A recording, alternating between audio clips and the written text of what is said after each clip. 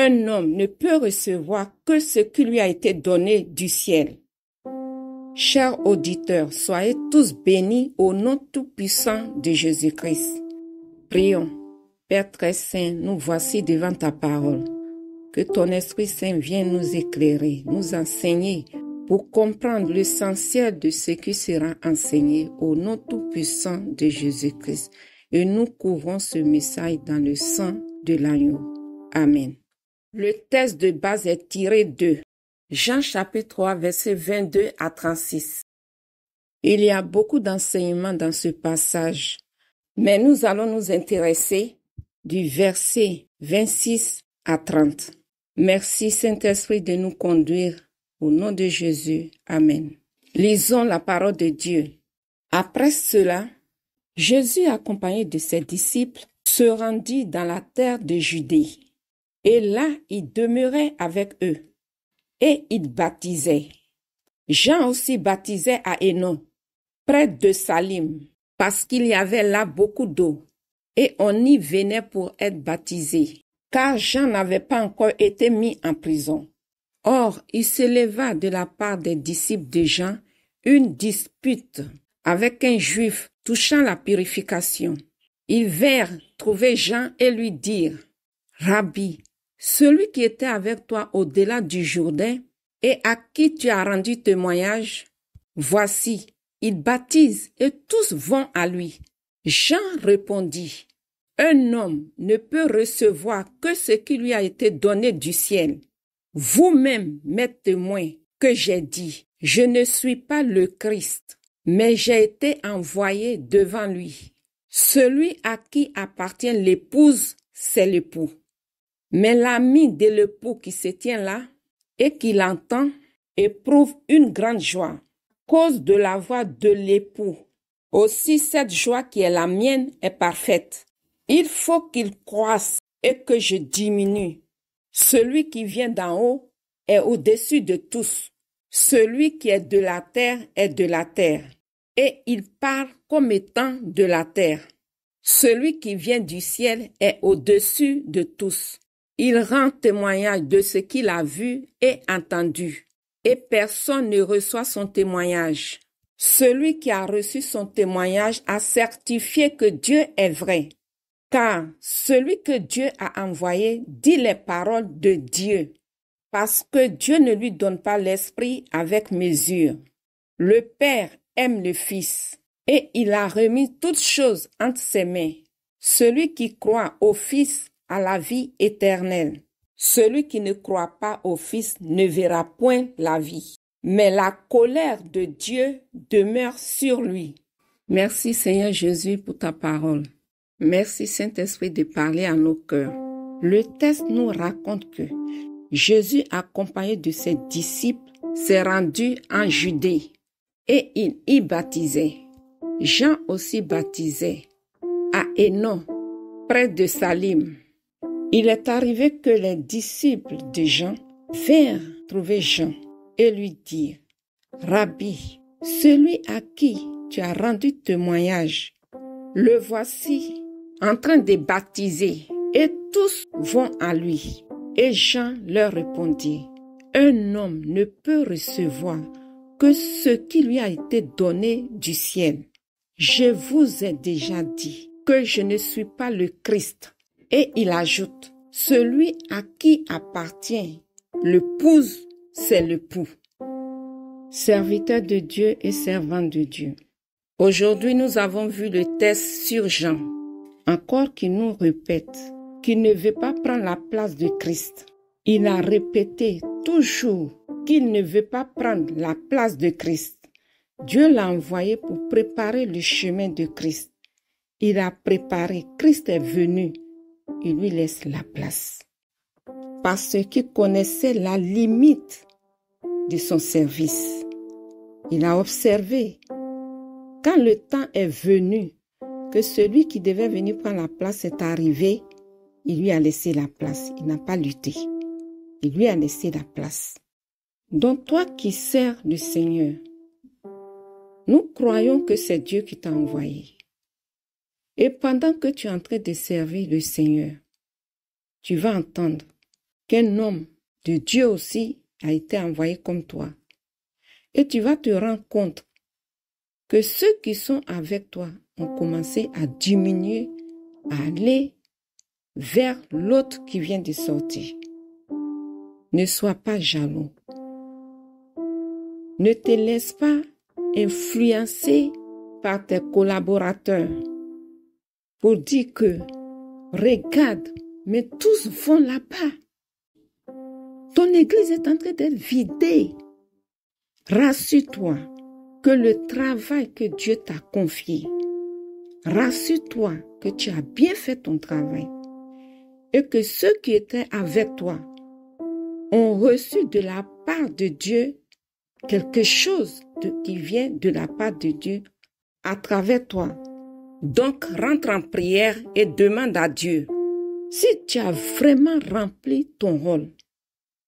C'est ce que Jean a fait. Il a rempli son rôle. Et quand il a vu le Christ venir, il n'a pas voulu lutter. Il a préparé l'épouse. Quand l'époux est venu, il lui a laissé la place. Il n'a pas lutté. Puisqu'il n'a pas lutté, il va se tourner vers son Dieu qu'il a envoyé pour lui demander, être rassuré que le travail qu'il lui a donné de venir faire, est-ce qu'il a vraiment fini le travail? Si Dieu le rassure qu'il a fini son travail, qu'est-ce qu'il va faire? Il va dans seulement son jour de rencontre avec son Dieu pour faire le point de tout ce qu'il est venu faire. Donc toi, au lieu d'être en colère parce que tes disciples diminuent, au lieu de te mettre à insulter le serviteur vers qui tes disciples s'en vont, demande-toi seulement si le rôle que Dieu t'a donné, tu l'as bien rempli. Si tu as bien rempli ton rôle, tu n'as pas à t'inquiéter. Tu n'as même pas à te plaindre. Parce que pendant que tes disciples étaient avec toi, ils ont appris, tu les as enseignés, ils ont appris beaucoup de choses avec toi. Peut-être là où ils sont partis, il y a un autre enseignement peut-être qu'ils n'ont pas reçu chez toi, qui vont aller encore apprendre l'autre côté. Donc tu n'as pas à te plaindre. Ce que tu dois savoir, c'est que le ministère de Jean-Baptiste avec le ministère de Jésus sont différents. Parce que Jean-Baptiste est venu baptiser d'eau. Il était venu pour la repentance des péchés. Alors lui, il a fait le baptême d'eau. Et Jésus est venu faire le baptême du Saint-Esprit. Donc, c'est deux ministères différents. Ne te mets pas à dire que toi, tu es dans le vrai et l'autre est dans le faux. À la fin, c'est Dieu qui va juger. S'il est dans le faux, à la fin, ça va se savoir. S'il est dans le vrai aussi, ça va se savoir. Donc, ce n'est pas à toi de juger le ministère de l'autre. Toi, rassure-toi seulement que tu fais bien le travail que Dieu t'a confié. Mais un pharisien nommé Gamaliel, docteur de la loi, estimé de tout le peuple, se leva dans le Sanhédrin et ordonna de faire sortir un instant les apôtres.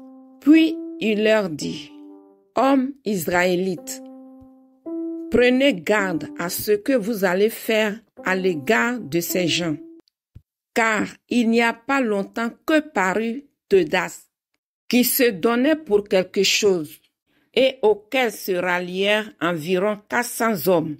Il fut tué, et tous ceux qui l'avaient suivi furent mis en déroute et réduits à rien. Après lui parut Judas le Galiléen, à l'époque du recensement, et il attira du monde à son parti. Il périt aussi, et tous ceux qui l'avaient suivi furent dispersés. Et maintenant, je vous le dis, ne vous occupez plus de ces hommes, et laissez-les aller. Si cette entreprise ou cette œuvre vient des hommes, elle se détruira. Mais si elle vient de Dieu, vous ne pourrez la détruire. Ne courez pas le risque d'avoir combattu contre Dieu. Actes chapitre 5, versets 34 à 39.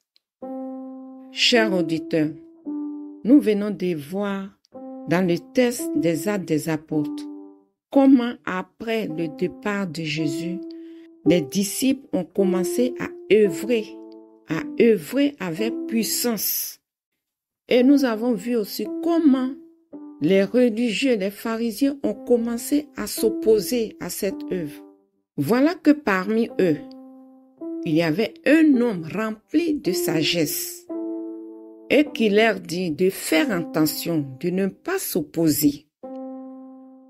Il leur fit comprendre qu'il n'y a pas longtemps que parut Teudas, qui se donnait pour quelque chose et auquel se ralliaient environ 400 hommes. Il fut tué. Après lui parut Judas, le Galiléen, à l'époque du recensement, et il attirait du monde à son parti.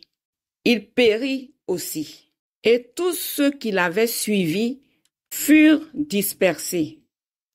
Alors, chers auditeurs, ce que nous devons savoir, il y a eu d'autres serviteurs avant nous, et il y en aura encore après nous.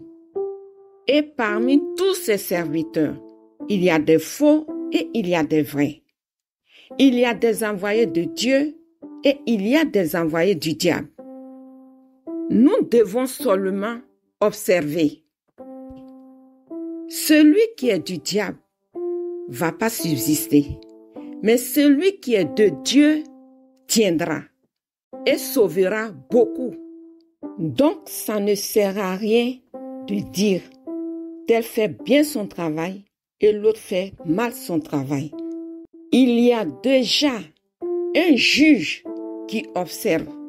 À la fin, tous vont rendre compte de l'œuvre que chacun a faite. Donc, les frères et sœurs en Christ, ça ne sert à rien de dire que tel homme de Dieu est mieux que l'autre. Il n'y a pas de discussion parce qu'aucun homme de Dieu ne s'est sacrifié pour personne. C'est Jésus-Christ seul. En effet, puisqu'il y a parmi vous de la jalousie et des disputes, n'êtes-vous pas charnels et ne marchez-vous pas selon l'homme? Quand l'un dit « Moi, je suis de Paul » et un autre « Moi, d'Apollos », n'êtes-vous pas des hommes? Qu'est-ce que donc qu'Apollos et qu'est-ce que Paul?